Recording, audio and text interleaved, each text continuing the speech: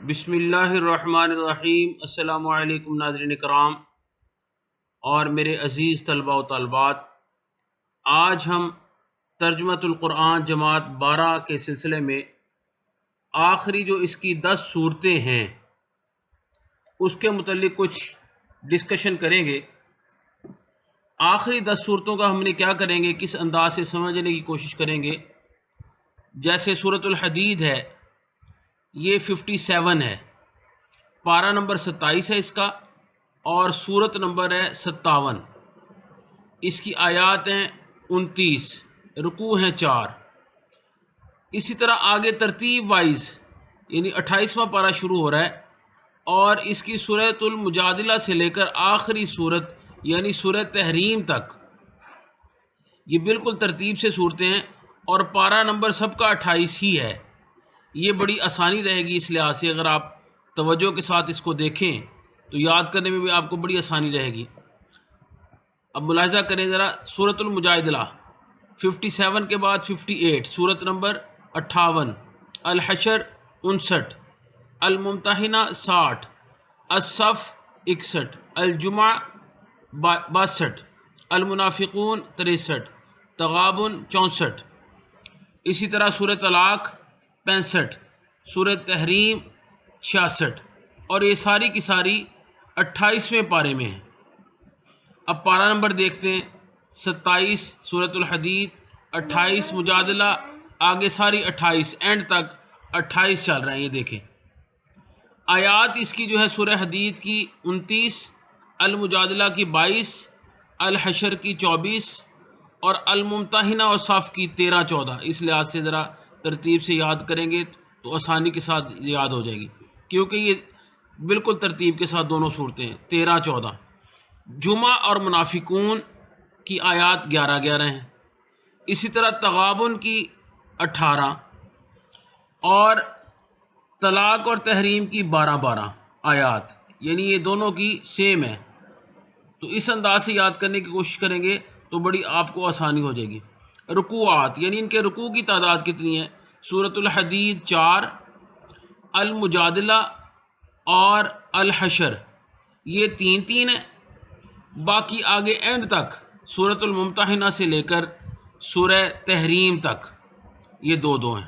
یہ دیکھ لیں سارے ناظرین، 2 صف کے بھی 2، الجمعہ کے بھی، اور منافقون کے بھی، تغابن کے بھی 2، اور سورہ طلاق اور تحریم کے بھی 2-2 رکوع ہیں۔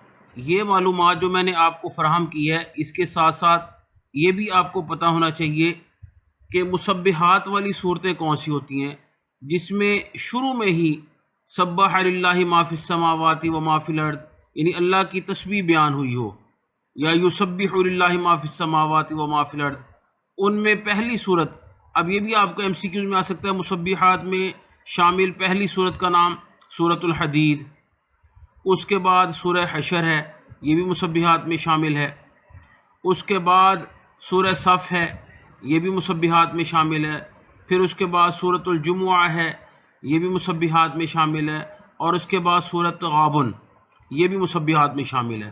ادھر بھی میں آپ کو نشان لگا دیتا ہوں مسبحات والی جو صورتیں ہیں، سورۃ الحدید، سورۃ الحشر، سورۃ الصف، سورۃ الجمعہ اور سورۃ تغابن، یہ 5 صورتیں مسبحات میں شامل ہیں، اور اس میں پہلی صورت مسبحات میں شامل سورۃ الحدید۔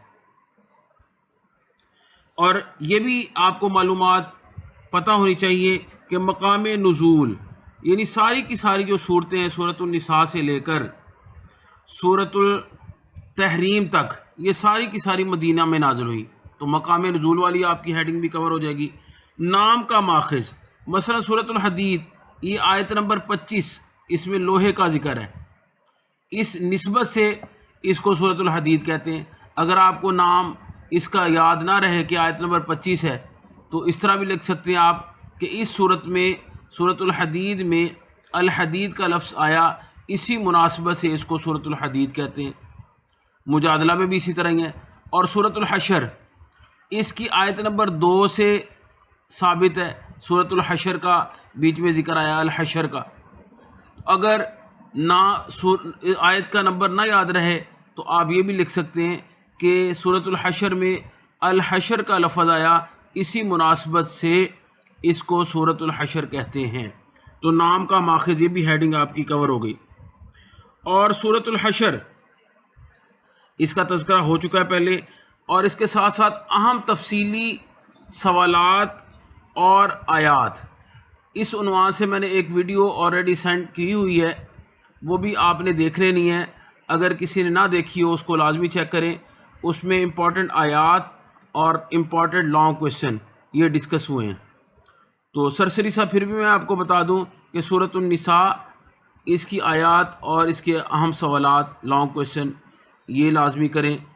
سورۃ المائدہ، اس کی آیات اور لانگ کویشچن، اور اس کے ساتھ ساتھ سورہ نور، سورۃ المائدہ، سورۃ الاحزاب، سورۃ الحجرات اور سورۃ الحشر کی آخری آیات۔ امپورٹنٹ آیات بھی میں نے بتائی ہیں، لیکن یہ صورتیں لازمی کرنی ہیں، اس کے لانگ کویشچن بھی بالکل نہیں چھوڑنے۔ تو اس انداز سے جب آپ تیاری کریں گے تو انشاءاللہ پورے 50 نمبر آپ کے آئیں گے۔ اور اس کے ساتھ ساتھ یہ بات بھی ذہن میں رکھیں، جو آپ کو کے پاس ہیلپنگ بک ہے اس سے ماڈل پیپر بھی لازمی کریں۔ یہ حل شدہ ماڈل پیپر ہے، یہ آپ کے لیے انشاءاللہ بڑا ہیلپ فل ہوگا۔ اللہ تعالیٰ آپ کو آپ کے امتحانات میں کامیابی سے ہمکنار فرمائے۔ آمین ثم آمین یا رب العالمین۔